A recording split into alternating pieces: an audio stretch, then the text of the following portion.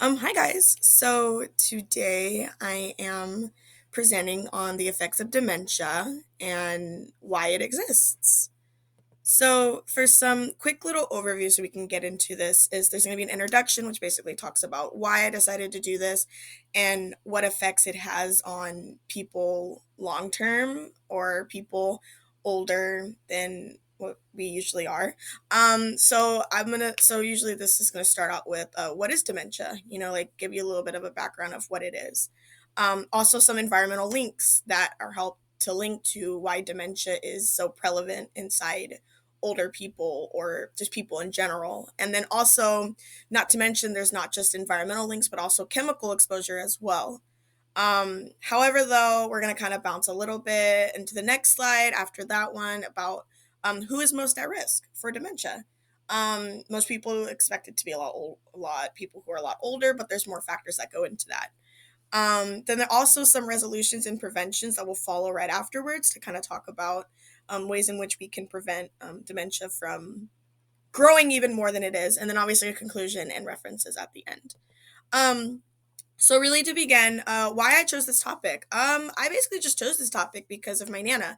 So my Nana currently right now does have Alzheimer's slash dementia, but she didn't always have it. It wasn't until COVID became a factor that she started to develop it. So I wanted to know why it happens and why it is so prevalent in an older adults. However, though, throughout this discussion, I will be talking about the importance of this certain issue and why it is sensibly like overlooked. It is obviously like wildly recognized as a neurodivergent condition associated with aging.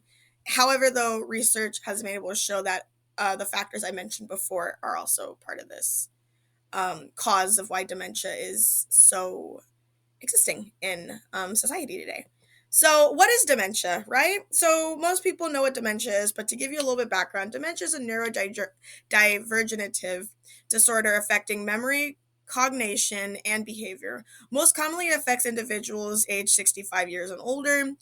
Dementia can also be developed at an earlier age in life, as exposure in dirt and building sites around schools um, usually can cause this certain issue. However, though, what I found is that women are most affected due to long term life expectancy and other social factors that go into that. These risk factors would include aging, stress, inflammation, and vascular dysfunction. So now we're going to go on and do some environmental links. So, one of the main environmental links I've seen in dementia, at least through my research, is particulate matter, PM 2.5. It is a major air pollutant from like vehicles, industrial activities, and wood burning, which also causes this dementia thing. Studies show that long term exposure to PM 2.5 significantly increases dementia risk in these people. And also, living near busy roads is also associated with cognitive decline, which I thought was really interesting to cover. So now let's move on real quick. I know I'm going really fast in this, but it's kind of give you a good idea of like what I'm talking about. Now let's go into chemical exposures. So lead and mercury are some of the biggest chemical exposures when it comes to dementia of what I found. So for lead, early exposure during development can lead to adult neurodivergent diseases like Alzheimer's. Mercury as well, exposure in adults causes memory loss and cognitive dysfunction. Other chemicals, such as pesticides that people commonly use on their lawns, can also be linked to early onset cognitive issues if constantly being around it. Um, so now let's jump in a little bit on who is most affected. So obviously, most of this is about older adults, especially women, have a show more vulnerability and exposure. Also, I've found that low income areas tend to also be more exposed to dementia. Obviously, like mentioned before, exposed to chemicals, environmental factors at younger ages, specifically like children, can also affect long-term existence of dementia. So the more you're exposed to it, the more you tend to develop it.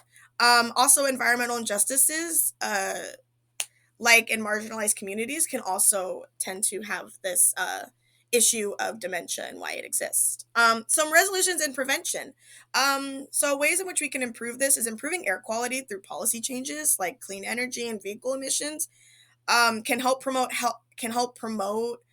ways in which we could fix dementia. And also, not to mention, promoting healthier lifestyles like dieting, social engagement can help fight against dementia.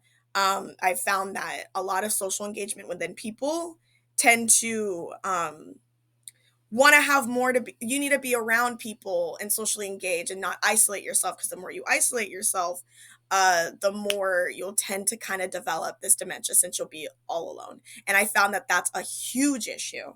Not to mention raising awareness about environmental risk factors, such as pesticide use and anything else, etc., can also affect this.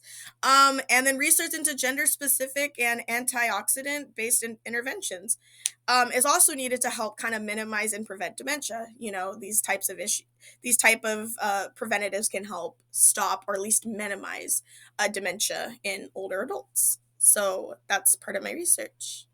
Obviously my references. And then thank you for your guys' attention, and thank you for listening to my presentation today. Thank you.